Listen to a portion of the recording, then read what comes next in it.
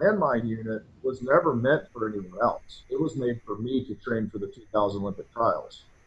And it just kind of leaked. Walk us through kind of the creation of that, man, because I think that's super interesting.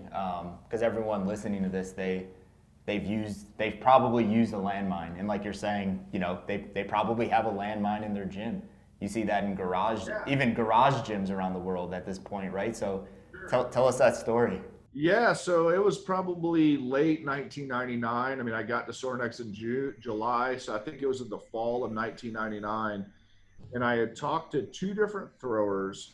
One was Susie Powell. She was an Olympic discus thrower from UCLA, and she and I were very good friends.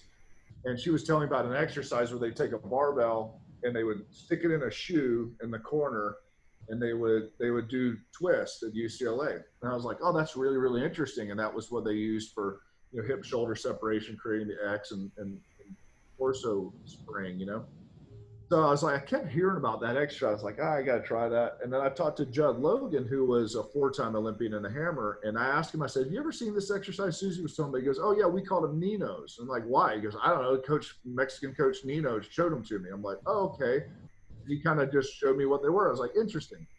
So I went home to the gym, and just how our gym was set up, we had no corner that was free because all the corners had like bars stacked up in them and everything like that. And I'm like, when am I going to do this exercise? I want to try this thing.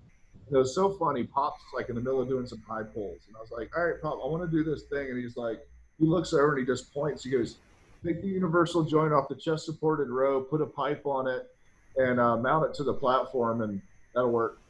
It was that long. Like, that's all it was. And he goes, just do that. And I'm like, all right. So I went out in the shop the next day and pulled parts, welded them together, hammed in the platform, and then I started playing with them. Like, oh, this is cool. You can do this, and you can do this, and you can do this. And I started messing around, like, oh, there's a myriad of exercises that I've never seen anybody do, much less the thing that I'm trying to accomplish with it. And so, like, that just kind of brilliance that Dad had, that I think I've been able to, vapor trail off of. And then my mind of, I had no reference to what was supposed to occur with that exercise. So it was a new piece of hardware that my mind was totally open and raw to go, okay, how can a barbell be loaded? No one was telling me what to do. So it's just kind of like, here's a blank sheet of paper and a marker that's never existed. Like, see what you can come up with.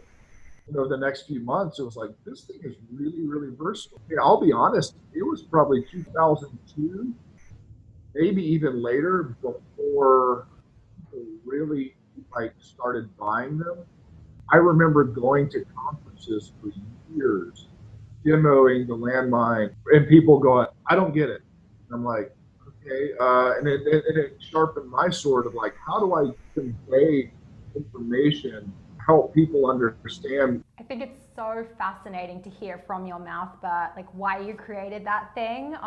Because I see, a lot of coaches using this landmine, and I'm sure I've been guilty of doing this in the past too, and just using it because it's there and in the gym and not really thinking of the intention behind, like, why was this created? What is the purpose of using this piece of equipment in a workout versus just using it for the sake of using it? So really kind of cool to hear you reflect on that.